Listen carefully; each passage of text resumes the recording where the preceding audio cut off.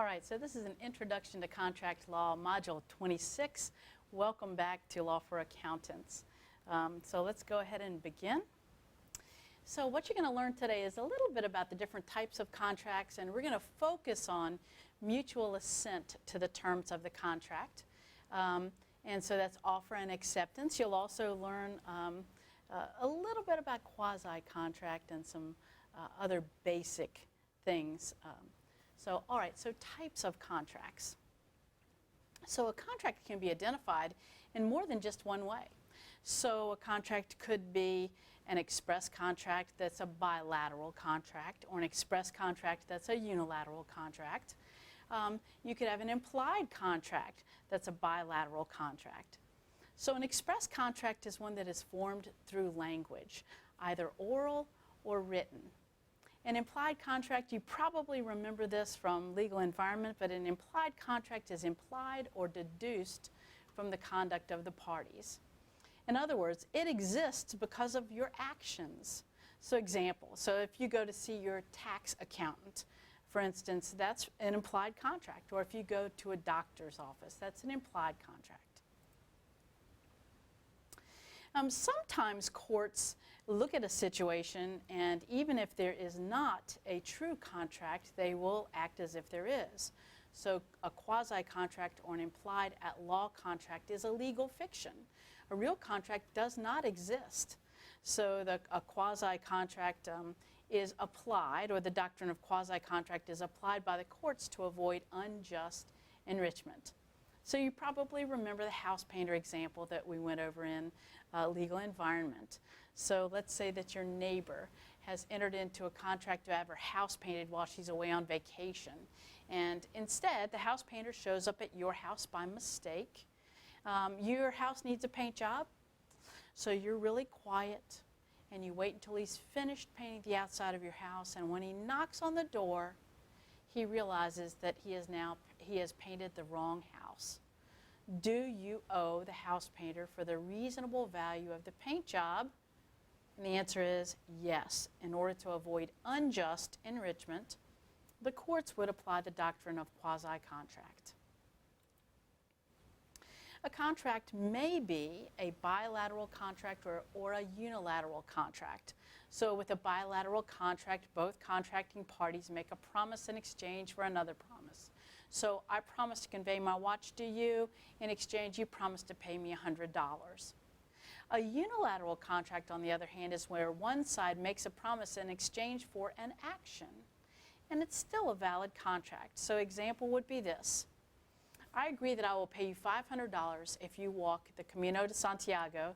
By the way, that's a very ancient trek that you should do if you have the opportunity. So let's say you walk the French way, which is from Saint-Jean-Pied-de-Port to Santiago de Compostela across northern Spain. That's 800 kilometers in 40 days. If you make the walk, the trek in 40 days, then do I owe you the $500? And the answer is yes. A contract may be an executed contract or an executory contract. An executed contract is one that's been fully performed. So when we study performance and remedies, which is later on in this course, some of the rights are affected if a contract is fully executed. An executory contract is one that has not yet been fully performed. Void and voidable contracts. A void contract is one without legal effect at all. So an illegal contract is void and unenforceable. Or perhaps once a person has been declared incompetent, so legally adjudicated incompetent, any contracts they enter into after that point would be void or without legal effects. A voidable contract, on the other hand, may be challenged by one of the parties. Sometimes they're not, and sometimes they are. So an example of a voidable contract is one that's entered into by a minor. A minor may avoid any contract they make during their minority and for a reasonable time after attaining majority. The exception is that the other contracting party may also avoid a contract with a minor if the minor has committed fraud. That is, if the minor has lied about their age.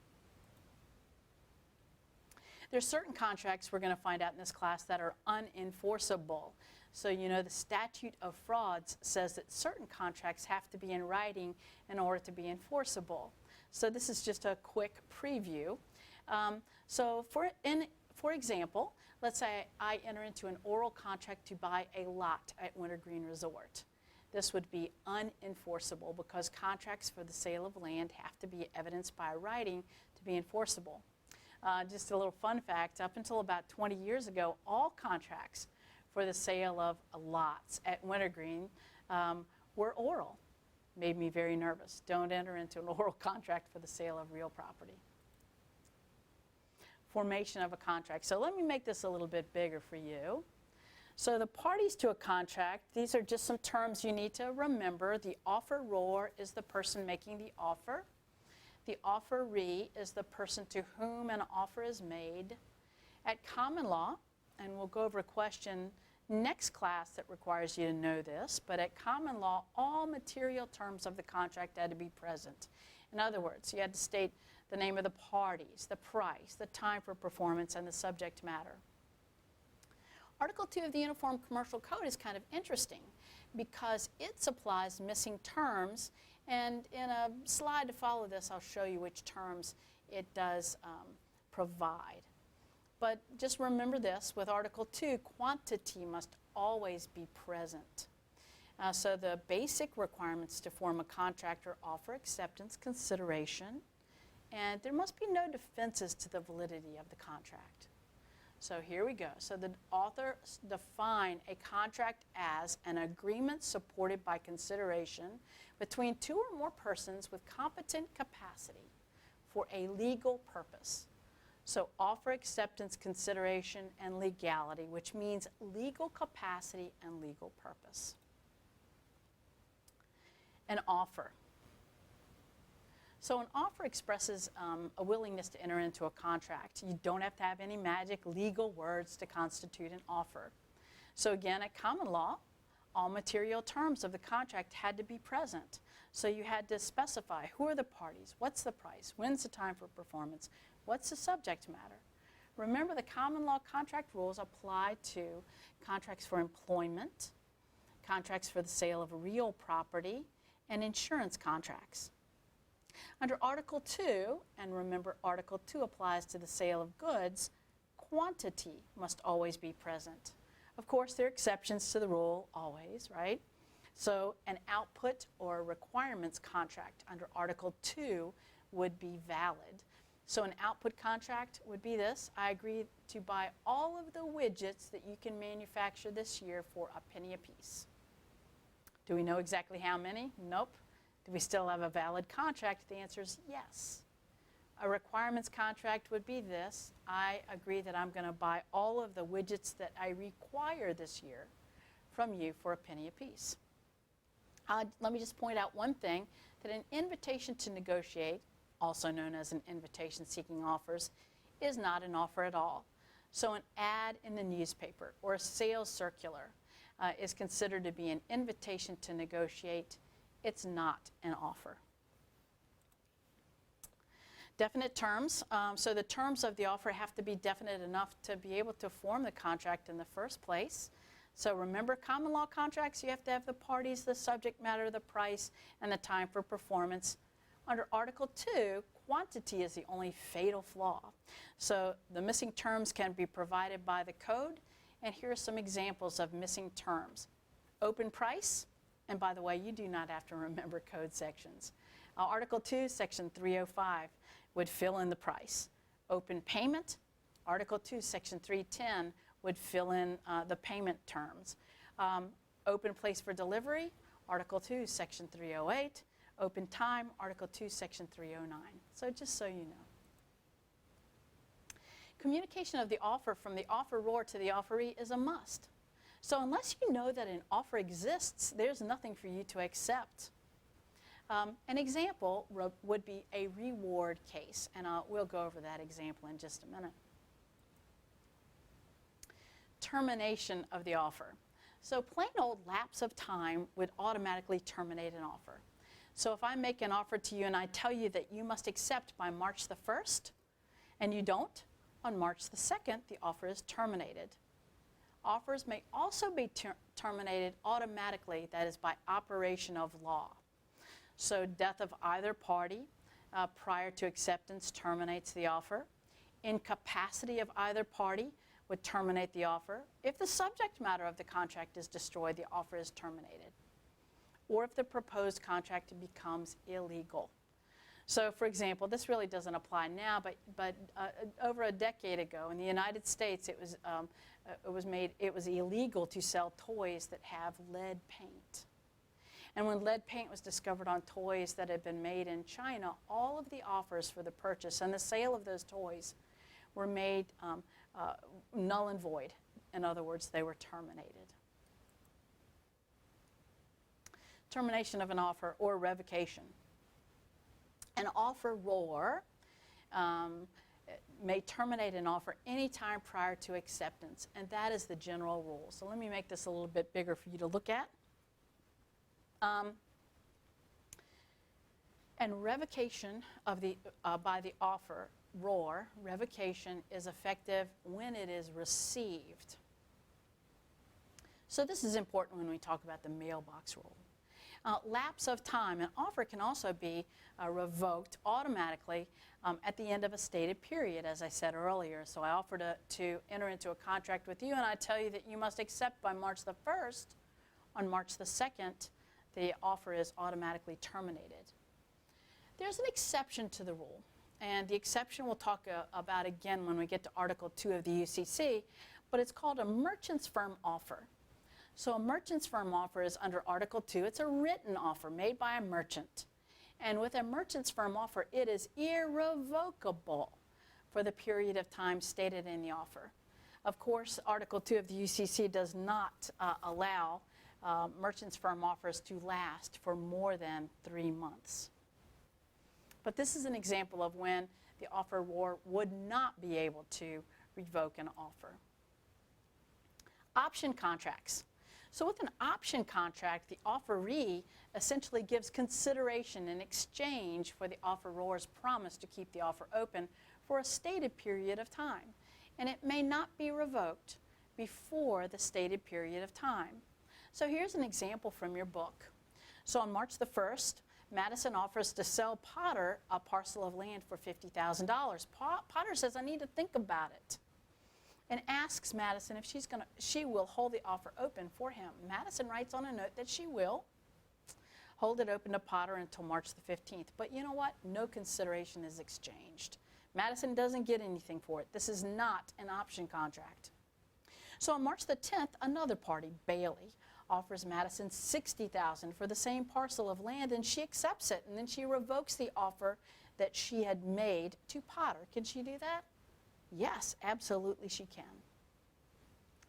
But the bottom part of this example changes it up a little bit. And with the bottom part of the example, we have an option contract. So what if instead, on March the 1st, what if Potter had given Madison consideration, and it could be $50, if Madison would hold the offer open until March 15th?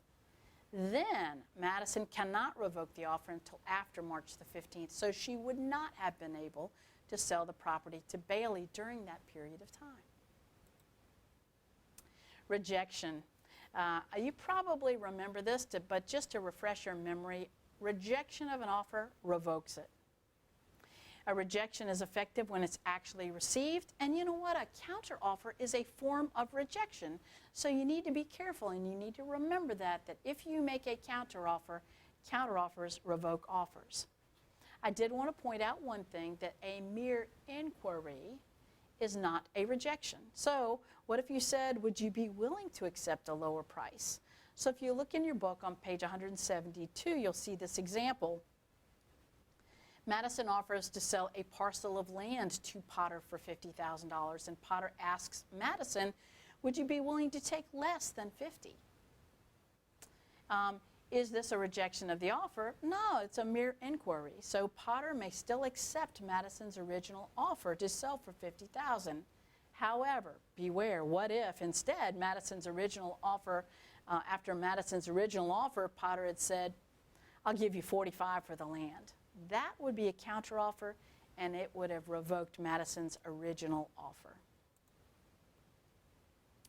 Automatic termination. So remember, offers can be terminated automatically by operation of law at the death of either party prior to acceptance, incapacity of either party, if the subject matter of the contract is destroyed, or if the proposed contract becomes illegal. So this is the example on page 173 of your book. X offers to rent to Y an upstairs floor of a cabaret. Thereafter, the city adopts a fire code making the use of the premises illegal without substantial rebuilding. The offer to rent is terminated automatically since renting the premises would now be considered to be illegal. Here's some acceptance basics just for you to remember. So in order to be able to accept an offer, you have to know that it exists. So the offeree must know of an offer to accept it. Only the person to whom the offer is made may accept. So an offer can be made to one specific person, or it can be made to the public at large. So for instance, a reward. Communication, the offeree must have knowledge of the offer to be able to accept it. And the acceptance must be unequivocal. So in other words, if the acceptance adds an additional term, it's a counteroffer, and you know that counteroffers revoke offers. Remember, too, that a mere inquiry is not a counteroffer. Acceptance. Here are the basics. Only the person to whom the offer is made may accept. And communication, the offeree must have knowledge in order to be able to accept the offer. There's an example of a reward case on the middle of page 173, but here's one from Legal Environment. Let's say I've lost my dog, Sneaky Pete, and I put reward signs up and down Brock Commons, $200 reward for anyone who finds my dog. You are not on campus the day that I've lost my dog, but Sneaky Pete comes wandering over to your apartment. You find Sneaky Pete. You see that she has a collar and it has a tag on it with my telephone number. You call me up. You don't mention the reward because you don't know of it. I pick her up. I don't mention the reward. Later, your roommate tells you of the signs that he saw up and down Brock Commons, and you call me and say something to the effect of, I'd like to receive my $200 reward. Am I legally obligated to pay it to you? And the answer, of course, is no, because to be able to accept my offer, you had to know of its existence at the time you returned the dog to me.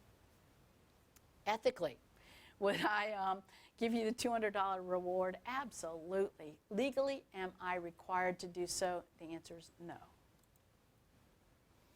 Again, acceptance must be unequivocal. And remember that a mere inquiry is not a counteroffer. And here's some more examples for you on the bottom of page 173. And so you can take a look at those. The mailbox rule. The mailbox rule basically says this, that an acceptance is effective the moment it is mailed.